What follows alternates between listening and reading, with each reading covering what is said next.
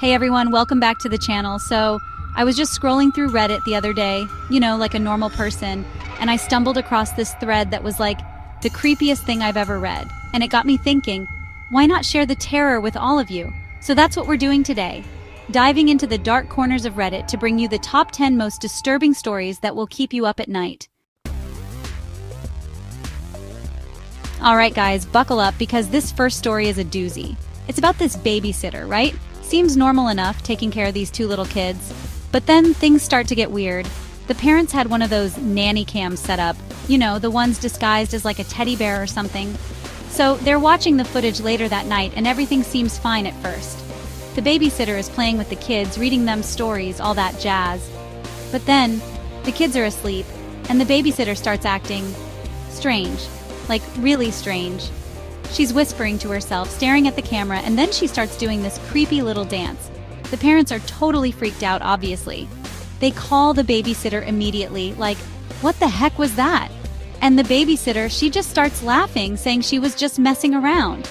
But the parents, they don't buy it. They fire her on the spot and call the cops, convinced she was into some shady stuff. Okay, so this next story is like straight out of a horror movie. It's about this antique doll, right? One of those old-timey porcelain ones with the creepy painted-on eyes.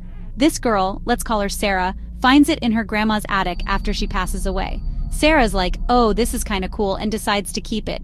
Even though her friends are all, girl, that doll is haunted AF, get rid of it. But Sarah, she doesn't listen. She takes the doll home and puts it on a shelf in her room. And that's when things start to get weird. She starts hearing whispers at night like someone's right in her ear, but when she turns on the light, there's no one there. Then, things start moving around in her room. Furniture, books, you name it. She's convinced the doll is haunted, but she doesn't want to believe it. So she decides to film it one night like a true millennial. And guess what? The footage shows the doll's head turning, like it's looking right at the camera. Sarah freaks out, throws the doll in the trash, and I'm assuming burns her house down just to be safe.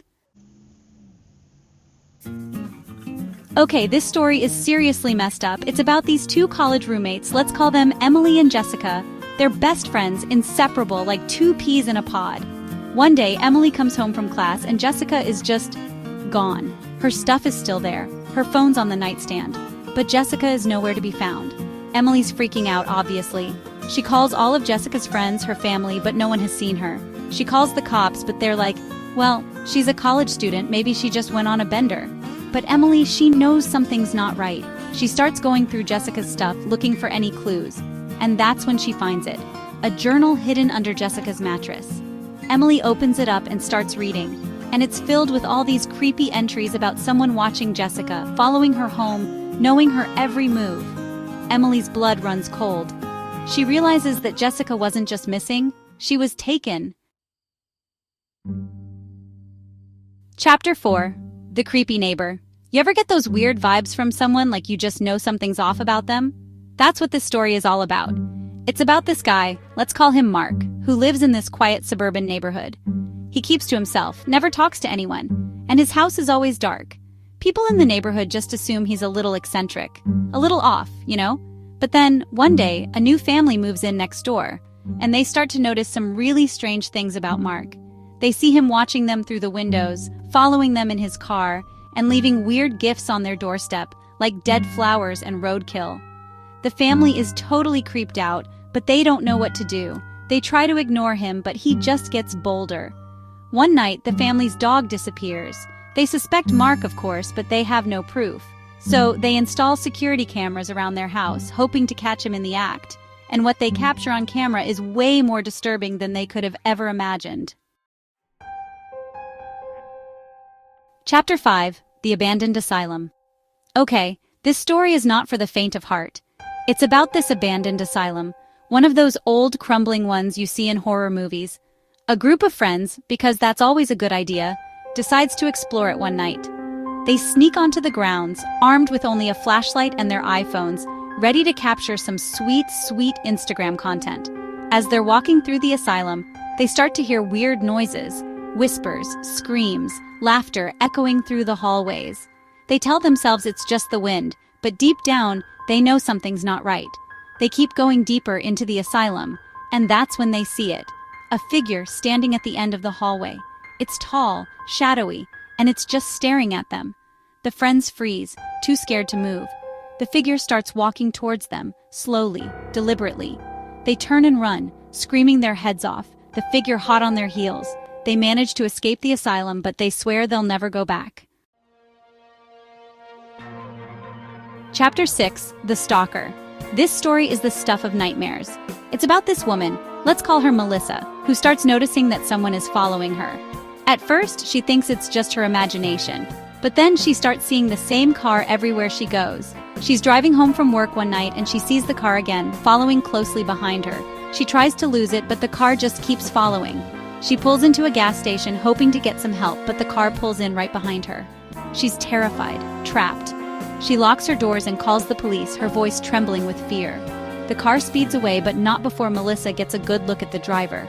It's a man she's never seen before, but his face is burned into her memory. Chapter 7, The Mysterious Phone Calls.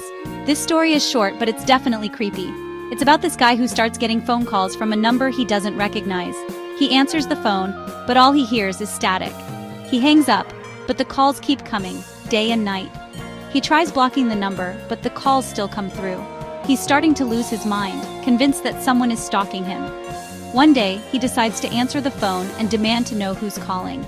A raspy voice on the other end whispers, "You shouldn't have answered." The call ends, and the guy is left shaken and terrified. Chapter 8, The Shadow in the Basement. This story is about a family who moves into this old house with a creepy basement. You know the type, dark, damp, and full of cobwebs. The family avoids the basement for the most part, but then they start hearing strange noises coming from down there. Bumps in the night, scratching sounds, things going bump in the dark. The kids are convinced it's ghosts, but the parents are like, nah, it's probably just rats. One day, the dad decides to investigate. He grabs a flashlight and heads down into the basement, leaving the family upstairs, holding their breath. He's down there for what feels like hours, the family listening intently for any sign of him. Finally, he emerges from the basement, his face pale and his eyes wide with terror. He refuses to talk about what he saw down there, but he warns the family to never ever go down there again. Chapter 9, The Disappearing Child. This story is every parent's worst nightmare. It's about a family who's on vacation at the beach. They're playing in the sand, building sandcastles, having a grand old time. The parents look away for just a second, distracted by something, and when they look back, their child is gone. They search frantically for their child, but they're nowhere to be found. They call the police, and a massive search ensues, but the child is never seen again. Chapter 10, The Unsolved Murder. This final story is about a murder that remains unsolved to this day. A young woman is found dead in her apartment, no signs of forced entry, no witnesses, no suspects. The police are baffled. They investigate every lead, but they hit dead end after dead end. The case goes cold, and the killer is never brought to justice. To this day, people still speculate about who could have committed such a heinous crime. Thanks for watching. If you enjoyed this video, don't forget to like, comment, and subscribe for more spine-chilling stories. And let us know in the comments which story creeped you out the most. Until next time, stay safe and sleep tight. Oh, and one more thing. If you hear any weird noises tonight, it's probably just your imagination. Or is it?